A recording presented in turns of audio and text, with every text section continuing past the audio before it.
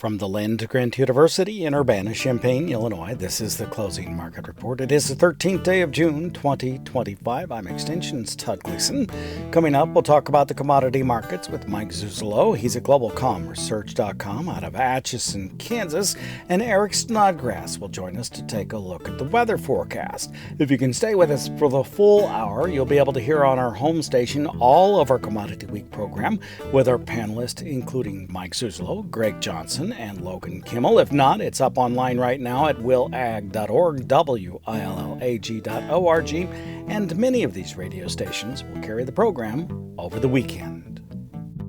We'll lead today with the EPA, or the Environmental Protection Agency, which released its proposal for the Renewable Volume Obligations, or RVOs, for 2026 and 27.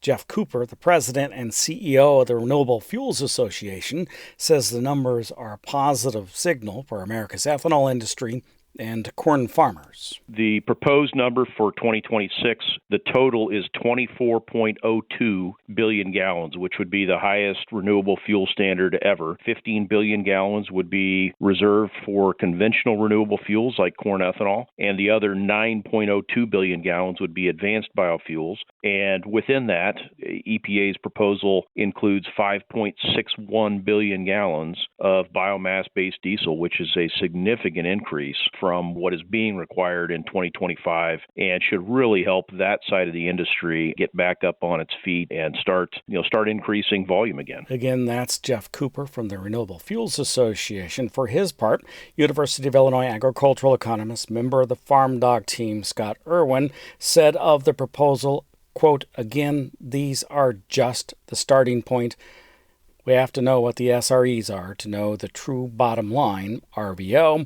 SREs are the small refinery exemptions, and those will make a big difference in how much ethanol is required to be in the gasoline supply for 26 and 2027.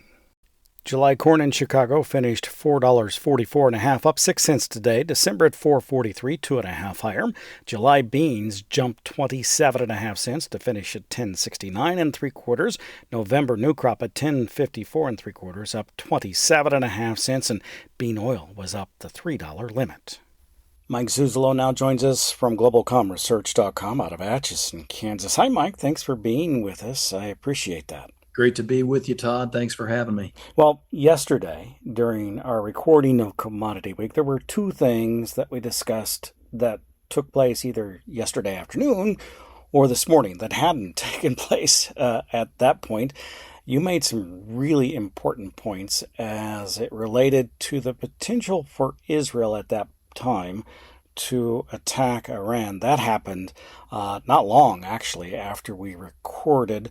How did the marketplace in Chicago and New York take the attack, and what do you expect for it to continue to do over the next several days? Yeah, that second part's really hard to determine right now, Todd, because we don't know exactly how much the United States may or may not have a role in anything future or moving forward here.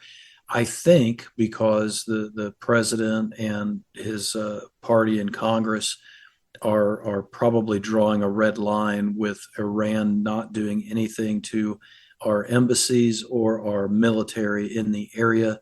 And if they would, that would probably mean that we would become much more offensive instead of trying to still get a peace deal worked out in a pretty low likelihood environment. To your first question, the market reacted as expected in terms of Wall Street broke hard, crude oil broke hard to the upside. And the bean oil market was the one that really changed its dynamic. And I don't want to say erased the WASDE report, but it could have started a shift in the trend for the soybeans. And this is coming from an analyst and a person that's recommended being 100% hedged and bought puts as of 2.5 weeks ago, worried about the tariffs and worried about the export demand and the lack of domestic demand that we were not seeing, especially as it pertained to bean oil. But not only did we get the Israeli attack on Iran to fuel the energy sector, we saw a very big shock in the RFS requirement, and the new EPA expectations were, not even close to being met on Thursday. And that's what we talked about as well on Commodity Week, where the idea that biofuel blending mandates would be much lower than what they came out on Friday. And as a result of that, the bean oil market was able to go limit up, and looks like we're going to be at an extended limit up, I think, at 4.5 cents now when we come back. Because I was not watching overnight, though I did take a quick look at the marketplace, did bean oil jump after the Iran attack? Because these two things were separated by, I don't know, more than 12 hours, the release of the RVOs, or the renewable volume obligations, which we already have heard about. Those numbers were big, particularly for renewable diesel production. But how did that bean oil react? Was it up or down after the Iran attack? No, you bring up a good point, because I was obviously watching the markets after the Iran attack was televised, or came across the wires, and the bean oil was still leading the pack, but the bean oil was probably up only about 1 or 1.25 at that point in the top end market that I was looking at, and the soybeans were only up 6 to 7 instead of closing on new monthly highs like we did on Friday afternoon. So I really think that the soybean dynamic, because as you say, the big number came from the biomass-based diesel, and we have a lot to uncover still, but we've essentially gone from a 3.35 billion gallon mandate up to a 5.36 billion gallon mandate for 2025, and then it jumps. It goes from 3.35 in 2025 to 5.61 in 2026. So a 67% increase in that mandate for next year. And we're going to have to figure out how much of that. We figure we have a little over 5 billion gallons of capacity in biomass-based diesel at this point. That's coming from a couple different sources, including your own U of I, but also Biodiesel Magazine. So I'm looking at a situation where are we going to see a third or a 50% increase when it comes to the July report by USDA, and USDA bases everything off the Department of Energy. Will the Department of Energy move, or will they wait? So a lot of questions, but it could really change this market look in terms of any lost export demand in soybeans could be offset in a good portion by this new update.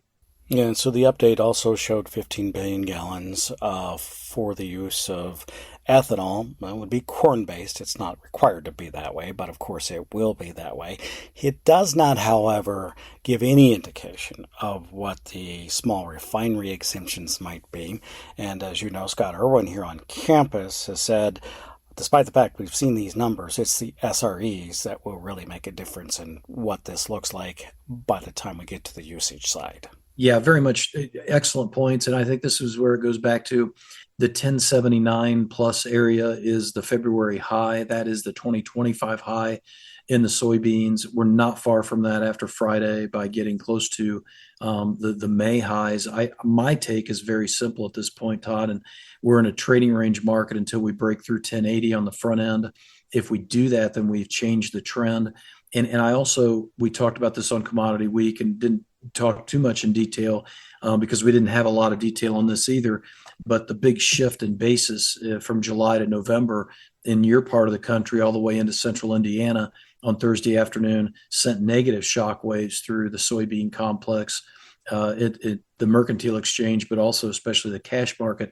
I want to see if that comes back now next week, since we've gotten this new EPA rule, the proposed rule, and that USDA has formally endorsed. We will be watching it all. Thank you so much. I appreciate it. You bet, Todd. Happy Father's Day to you and all the great dads out there listening. That's Mike Zuzolo. He is with GlobalComResearch.com out of Atchison, Kansas. Let's turn our attention now to the weather forecast. Eric Snodgrass is here. He's with Nutrient Ag Solutions in Daggerville. Another good Friday for us today. Thank you much, Eric, for being with us. I have to admit, this morning I was up early, and that was the softest, gentlest, Most wonderful summer rain I have seen in a long time. It was just beautiful out today.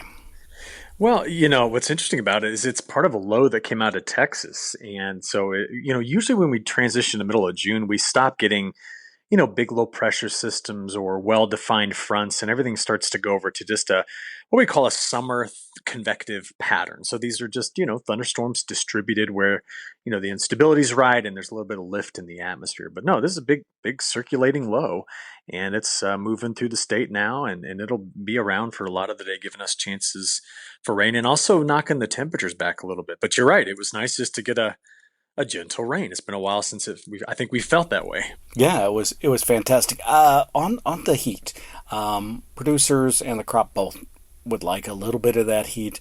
The overnight lows haven't been terribly low. They haven't dropped back into the 50s. I think it was nearly 70 this morning at, I don't know, 5:30, 6 o'clock a.m. Can you tell me about what this weather forecast looks like for the Midwest over the next, I don't know, 5 to 7 days? Yeah, we kind of have our first real summer ridge coming in. And so it's going to make its way here starting soon, and the temperatures are going to respond in kind, and we need it to. I mean, it's nice to see that there's a 7-day forecast where on average we're going to be 3 degrees warmer than normal around here and grab about 180 GDDs in the next 7 days. But yeah, so Saturday touching 80s, Sunday low 80s, Monday mid 80s, and to see the temperatures come up. We have a chance of rain next Tuesday, Wednesday, but it's going to come in on some warmer conditions before a quick fall off in the temperatures after that. So yeah, we have some heat coming through. Some parts of the Western Corn Belt have already seen it. I mean, it was deep in the 90s in Iowa and parts of Nebraska earlier this week. And Iowa took a pretty hard hit across its northern counties with some severe weather too. So just something to think about there. But Todd, there's one thing that's going to change. Okay, as we get into summer, it's going to be this narrative on, all right, we're going to stop talking about fronts. We're going to stop talking about big low pressure systems. We're going to start talking about ridges and ridge runners and Bermuda highs and Pacific highs and the kinds of things that control summer weather. So that's what I think this second half of June is going to look like. We're going to start to see more of that, and it's going to start to feel a bit more like summer than what it's felt like for a while, which is a legit, prolonged spring. So yeah, be prepared. It's going to change. Well, let's go on vacation. We'll head to Bermuda. Oh, wait, we're going to talk about the Bermuda High. Tell me about it just a bit. Well, it's the time of year where the positional strength of the Bermuda High is everything. Okay, so the Bermuda High is this high pressure cell that sits mainly between Bermuda and the Azores. So we call that the Central North Atlantic. And when we keep it in that place, we tend to do fine on rainfall because it opens up Gulf moisture transport. We tend to have plenty of lift in the atmosphere, and we get storms. So it's the years where the Bermuda High begins to weaken or drift or spread out rather than stay a bit more concentrated. And our worst summers where we get really hot and dry are those when the Bermuda High gets way up into the North Atlantic. Now, right now, is there risk of that? Sure, there's risk of that every year. Do I see it happening, like bringing in extremely hot, persistent dry weather? No, not yet. We're going to be, for the most part, enjoying an open Gulf and more ridge riding storms for a little while here. But there's just this thought in the back of our heads that we need to keep an eye on a lot of factors that can control that Bermuda High, and it might start to drift off as we approach July. I think that's just important to know, but it's there's no guarantee in it. But that's it. You got to watch the high pressure cells. They ultimately dictate where everything goes. Is there much of a difference between the eastern and the western Corn Belt? There is. So we are already noticing that parts of Texas and Oklahoma, which have been very stormy and very wet, a lot of hail, a lot of heavy rains, that the new 14-day forecast is now pulling them off onto the drier, hotter side of things. And I was getting calls last night from some of our guys down in Texas saying, hey, is it true we're going to be getting hot and dry? And then earlier this week, I was in Owensboro, Kentucky, and it was the same concern. They've been so wet. I mean, Todd, there's a place just outside of Owensboro, which is right along the Ohio River south of like the Indiana border, where already this year they're approaching 50 inches of rain. So the very first thing they want to know is, when is it done? Because they need it now to stay wet, right? That's what they need. It's got to stay wet, because if it gets dry, that crop is not going to be able to survive very well in that, given that it's been so used to growing with plenty of water right there in the top 2 to 3 inches. So they're very concerned about that, and with good reason. Summer can flip on a dime for those areas, and we need to just be paying attention to that Bermuda High to see if it does. So yeah, a lot going on across the country as we now watch spring wrap up and summer start to transition in. But a lot going on, but no discernible real issues at this point. Is that what you're trying to tell me? Well, I think there are issues. I just don't know that it's the kind that the market cares about. you know, so I mean, everywhere, everybody I've talked to, okay, has said, hey, we've got some problems, uneven emergence. We've had cool weather at the end of May and beginning of June, so they're already talking about disease pressure, right? Because cool, wet weather in May, we know what that does for our gray leaf spot, what it does for tar spot, what it does for these fungal pressures that can start to move around and cause problems. So we're starting to figure out, hey, we need to start defending against this because it could be an issue. And this is a year, given where commodity prices are now, that we need to do everything we can to maximize yields. So I then see all of the wet weather in the Mid-South. Do you remember back in April and most of May, they were irrigating the crop in Nebraska, and you can't look up in the northern plains and just say everything's been real great there either, because they had flooding in central North South Dakota, and they also had some drier weather that hit the Red River Valley at times. So I'm looking at this going, where's the garden spot? And if you pin me down and say find it, I would tell you that right now it's probably I-80 from northern Indiana all the way over to Omaha. But I would also tell you that those folks will tell you right to your face, hey, we may be the garden spot, but we also don't have a whole lot of extra subsurface soil moisture that's just ready to be, used in the event that we get hot and dry. So I think the crop's vulnerable, but there's still a lot of time to see if Mother Nature will provide what it needs. One last place to check on internationally, though not too far away, Canada. It's been really dry in parts of the Canadian prairies. They have had difficulty over a series of years. What kind of conditions do you see for them? Well, the drier and halfway decently warm start means that they actually got a crop in fast. But, we saw all that wildfire smoke. Most of it was actually north of the prairie. It was in the forested areas. In fact, there's still some smoke in the sky today from that. But as we, go forward, I've got halfway decent chances of storms in the western prairie, a little drier along the U.S.-Canada border with parts of Montana and North Dakota. But, they're hanging in there as we are, because that smoke also kept them a little cooler too. So they're concerned, though. They still think that one of the years they worry about is 2021 returning. I don't think that's a good worry this year, but they're also feeling quite vulnerable too, given the lack of good subsurface soil moisture. Hey, thanks much. We'll talk with you again in 2 weeks. All right, sounds good. Thank you much. That is Eric Snodgrass. He is with Nutrien Ag Solutions and Agribum. Joined us on this Friday edition of the Closing Market Report that comes to you from Illinois Public Media. It is public radio for the farming world, online on demand at willag.org. That's WILLAG.org.